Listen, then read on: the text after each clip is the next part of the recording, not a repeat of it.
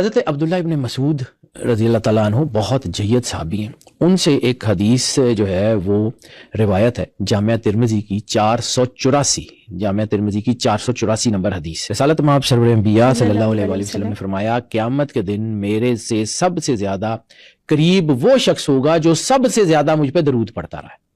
یعنی قربت سرور انبیاء صلی اللہ علیہ وآلہ وسلم کا راز ہے درود پاک. اچھا دوسرا ایک اور اگلی حدیث ہے. سرکار ختمی مرتبت بادشاہ کونین نے فرمایا صحیح مسلم کی 408 نمبر حدیث. آپ نے فرمایا کہ جو شخص مجھ پہ ایک بار درود بھیجتا ہے اللہ اس پہ 10 مرتبہ رحمت نازل فرماتا ہے. سبحان اللہ. اور رحمت کی ایک نظر 70 گناہوں کو جلاتی ہے.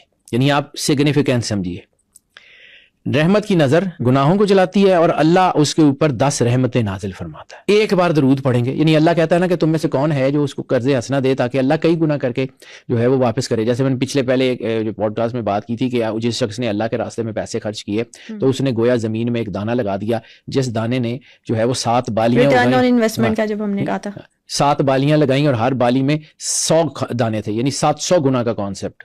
اب یہ اس سے بھی زیادہ ہے. آپ نے ایک بار درود پڑھا, درود پڑھنے سے آپ کے اوپر رحمت نازل ہوئی. رحمت نازل ہوئی تو آپ کے گناہ جلنے شروع ہو گئے. اب دیکھیں, اب ایک اور چیز یہاں پہ ایک ٹیکنیکل چیز کو سمجھیے. کرامن کاتبین 2 فرشتے ہیں, ایک اچھائیاں لکھتا ہے ایک برائیاں لکھتا ہے. جب اچھائی والا فرشتہ کام کر رہا ہوتا ہے تو برائی والا فرشتہ خاموش ہوتا ہے. یعنی ایک بندہ ہے اچھائی کر رہا ہے تو برائی تو نہیں نہ لکھ رہا ہوگا اس وقت فرشتہ, اور ایک فرشتہ جو ہے وہ جب انسان برائی کر رہا ہے تو برائی لکھ رہا ہے تو اچھائی والا خاموش ہوگا. درود واحد ایسی عبادت ہے جس میں دونوں مصروف ہوتے ہیں. ایک فرشتہ آپ کی نیکیاں لکھ رہا ہوتا ہے اور دوسرا فرشتہ آپ کے گناہ مٹا رہا ہوتا ہے. سبحان اللہ.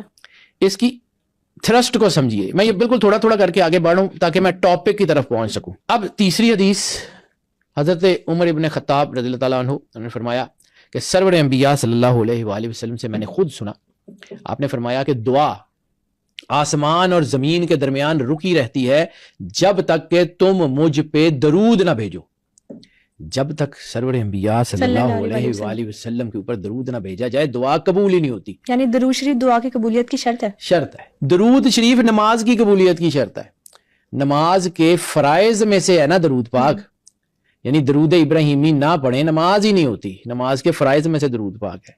تو اس کی سگنیفیکنس سمجھیے یہ کتنی بڑی چیز ہے. جامعہ ترمذی کی یہ 486 نمبر حدیث ہے کہ دعا آسمان اور زمین کے درمیان رکی رہتی ہے جب تک کہ تم مجھ پہ درود نہ پڑھو.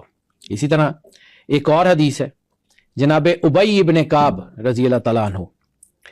یہ ایک لمبی حدیث ہے, اس میں سے کچھ حصہ آپ کو سناتا ہوں. ابی ابن کعب جو ہے وہ رسالت مآب سرور انبیاء